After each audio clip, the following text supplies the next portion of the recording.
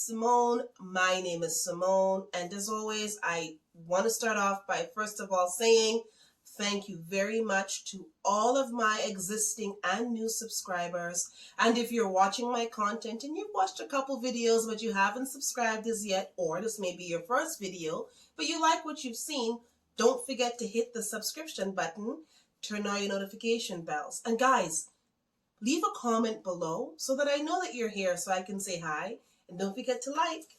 I am going to talk to you guys today about a couple different things. So first things first, I hope you enjoy my intro and my outro.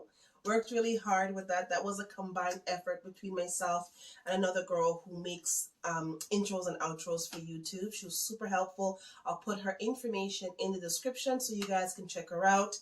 And the other thing I want to talk about is why I've been away.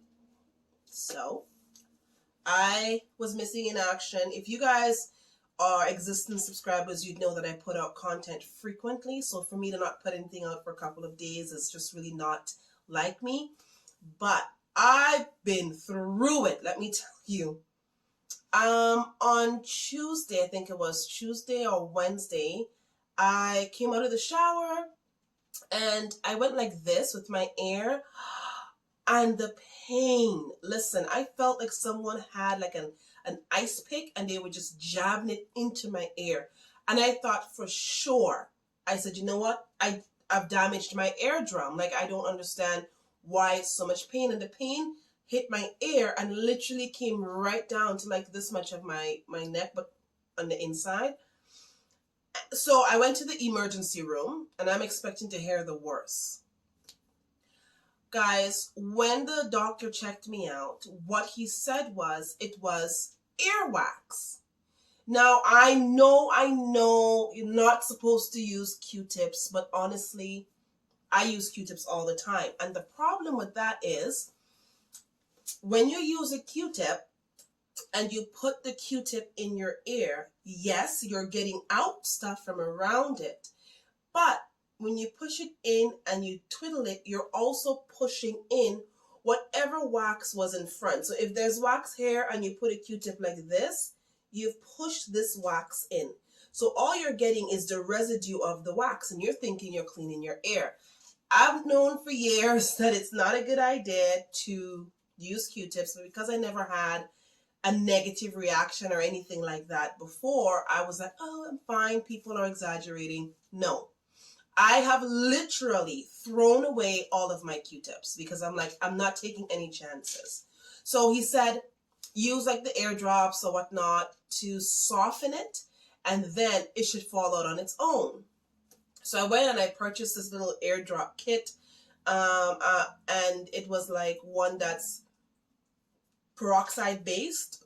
Well, that was a nightmare. I can feel it in my ear and everything. Then you have to tilt your ear and pull this down and try to flush it with a little thing. Such a nightmare. Didn't really do anything. It relieved a little bit of pressure for me, but nothing big. So on Thursday, I was like, I've had enough of these air drops. I'm just going to use the olive oil. So I put the olive oil in, and when you put any of the drops in your ears, you have to keep your head like flat for 5 to 10 minutes so you can saturate, and then you tilt your head and everything should come out.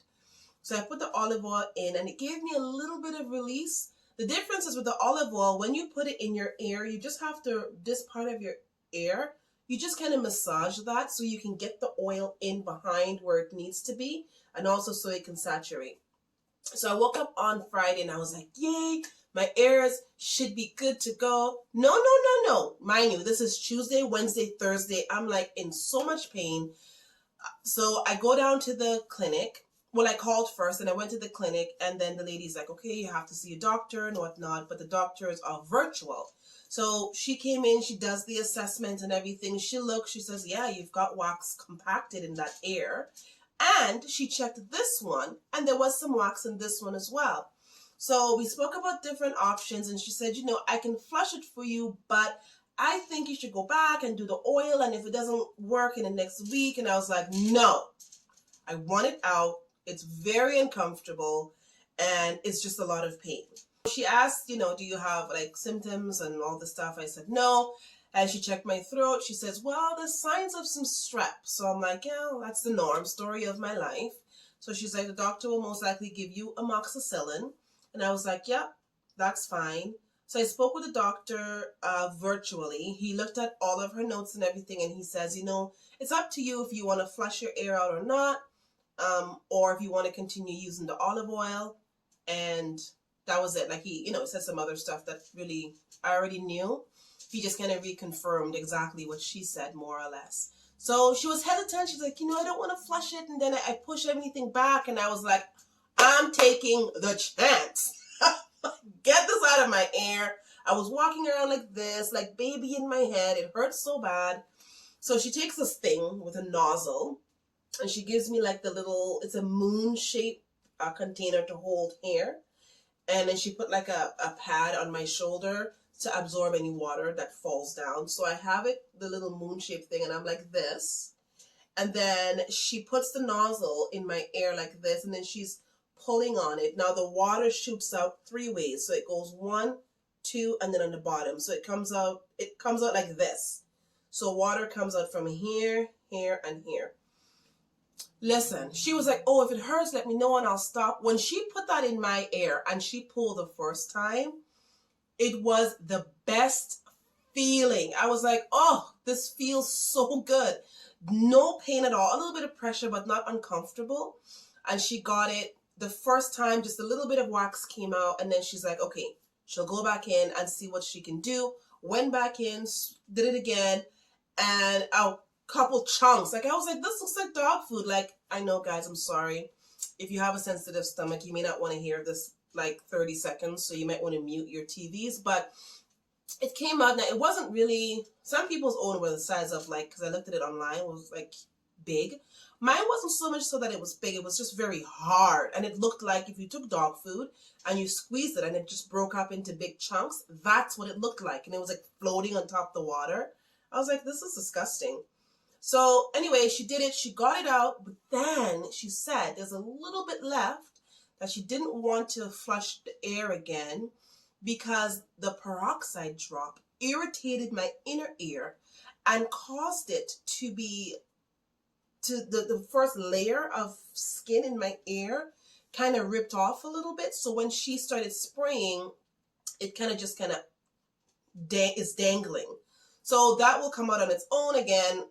Not too worried about that, but she did say that she didn't want to go in again and cause it to irritate because I can get an infection if it starts bleeding and those kind of things. And I was like, okay, we're good. I can hear. Like when the chunks came out, I heard like this instantly. I can hear. Mind you, what I forgot to say was the Tuesday, Wednesday, Thursday, I was completely deaf.